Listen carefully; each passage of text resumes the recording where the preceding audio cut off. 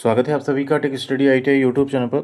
South east central railway SECR Nagpur की तरफ से आईटीआई पास आउट छात्रों के लिए अप्रेंटिसशिप की वैकेंसी निकाली गई थी और यहाँ की 2 यूनिट की तरफ से भर्ती जारी की गई थी। एक आपका एसईसीआर नागपुर डिवीज़न और दूसरा वर्कशॉप मोतीबाग की तरफ से, जिसका डॉक्यूमेंट वेरिफिकेशन ऑलरेडी आप सबका कराया जा चुका था। और यहाँ पे डॉक्यूमेंट वेरिफिकेशन के बाद फाइनल यहाँ पे ज्वाइनिंग मेरिट लिस्ट जारी हो चुकी है।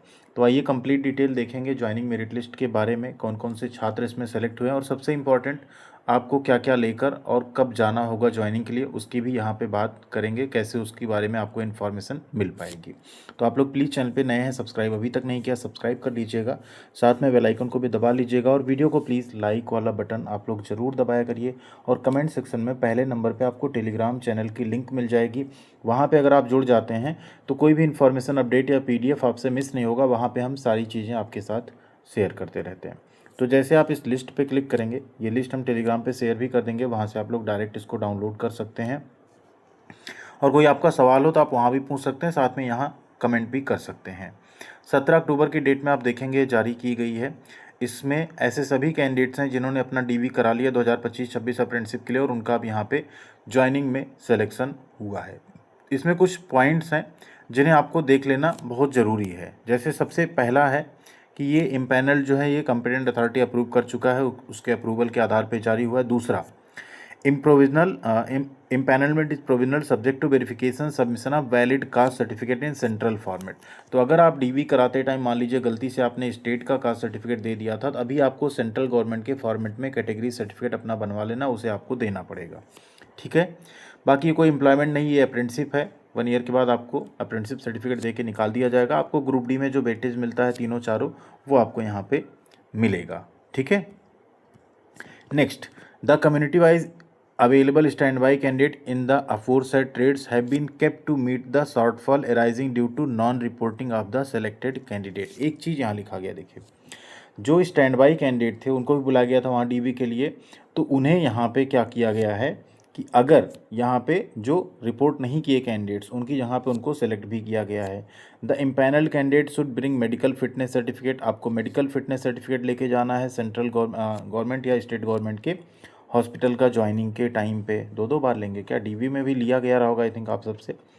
एक यहाँ पे एक डिक्लेरेशन दिया गया है अनेक्सर A में, उसे आपको ज्वाइनिंग के लिए भर के ले जाना है। दूसरा सबसे इम्पॉर्टेंट बात जो आप बार बार पूछ रहे होंगे शायद, यहाँ पे आपका जो सिलेक्शन हुआ है, लिस्ट तो नीचे दी गई है, लेकिन जो ज्वाइनिंग डेट्स है ना, वो बहुत जल्दी आपको ऑफिशियल वेबसाइट पे अपडेट की जाएंगी। जैसे वो अपडेट आती है आपके साथ हम उसे भी शेयर कर देंगे। कोई लॉजिंग, बोर्डिंग, फूडिंग में कोई फैसिलिटी आपको नहीं मिलेगी। हाँ, स्टाइपेंड आपको जो मिलेगा वो 9600 मिलेगा, बट सारा अरेंजमेंट आपको खुद करना पड़ेगा। ठीक है, ये आपका एक घोषणा पत्र है जो हिंदी में एक्चुअल में थोड़ा सा ब्लर है। आप चाहें तो यही, या तो चाहें इसी सेम चीज़ को आप टाइप करा सकते हैं। मैं अपना नाम, पापा का नाम, जहाँ भी आपका सिलेक्शन हुआ उसका नाम, किस ट्रेड में हुआ है, और आपको घोषणा करना कि आपने कहीं से भी अभी तक अप्रेंटिसशिप का कोई प्रशिक्षण प्राप्त नहीं किया है। अपना नाम, ट्रेड, ये सब कुछ आपको यहाँ लिख के देना पड़ेगा। ये है नीचे आपका सिलेक्शन लिस्ट। फाइनल जो आपका सिलेक्शन हुआ है ये आपका प्रोविजनल लिस्ट ऑफ पैनल है कोपा ट्रेड का। ठीक है, इसमें अगर आप देखें तो आपका जो सिलेक्शन हुआ, आपका नाम, आपका डेट ऑफ बर्थ, पापा का नाम, कैटेगरी, जेंडर एंड ओवरऑल आपका परसेंटेज क्या है, और सेलेक्टेड एज अनरिजर्व आप हैं।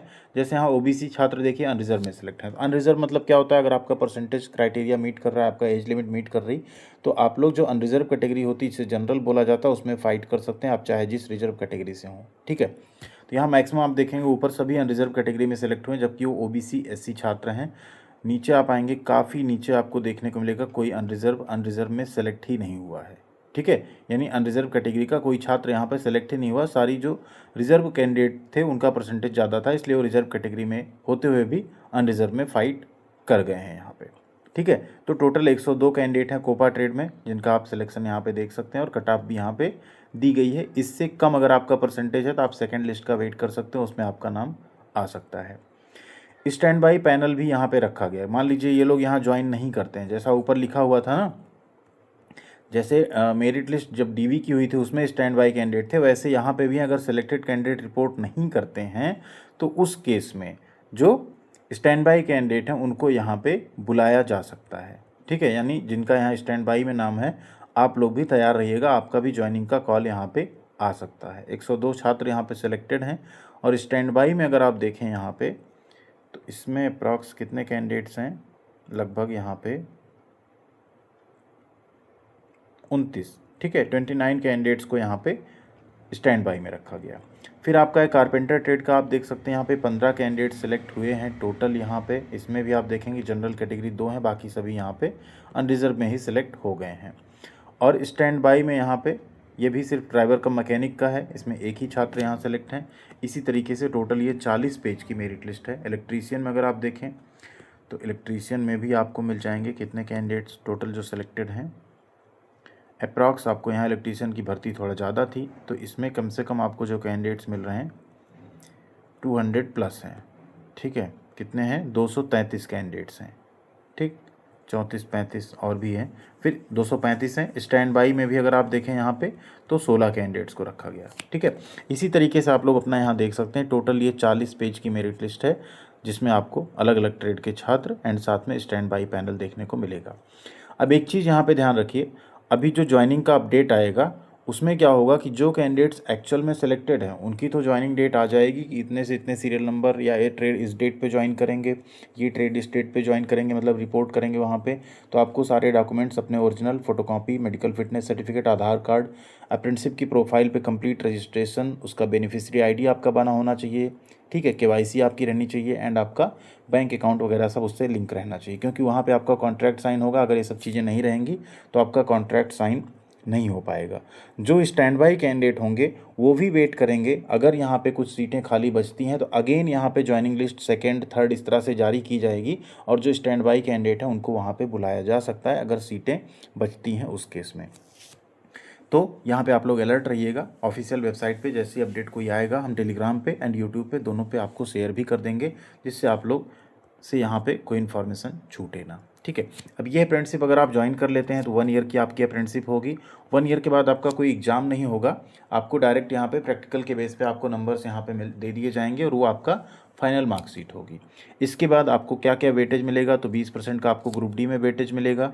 पीईटी जो होता है फिजिकल एफिशिएंसी टेस्ट, उसमें आपको छूट मिलेगी।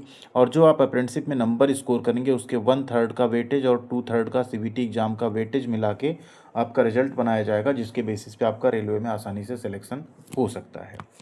एक चौथा बेनिफिट भी है, फोर्थ बेनिफिट ये है कि अब अप्रेंटिसशिप अगर आप जो करते हैं एनएसी सर्टिफिकेट आपके 1 ईयर के इक्विवेलेंट होता है एक्सपीरियंस के, जिससे कि कई सारी और बेहतरीन नौकरी आती हैं रेलवे के अलावा, जैसे बीईएल, बीएमएल, एमओआईएल, ठीक है, भेल में भी कई बार आती है। तो वहाँ पे 1 ईयर एक्सपीरियंस या अप्रेंटिसशिप अगर मांगा जाता है तो ऐसी जगहों पे भी आप एलिजिबल हो जाते हैं फॉर्म भरने के लिए। तो ये सब कुछ आपको यहाँ पे बेनिफिट मिलेगा। बीएलडब्ल्यू की भी मेरिट लिस्ट आई है, वीडियो हमने बना दिया, आपने ज़रूर देखा होगा, टेलीग्राम पे हमने शेयर भी कर दिया है, तो उसको भी आप लोग चेकआउट कर लीजिएगा। बाकी जो भी apprenticeship result, merit list, joining आती रहेगी आपको उसकी इन्फॉर्मेशन भी यहाँ पर मिलती रहेगी। थैंक यू वेरी मच, ख्याल रखिएगा अपना, मिलते हैं अगली अपडेट के साथ अगले वीडियो में।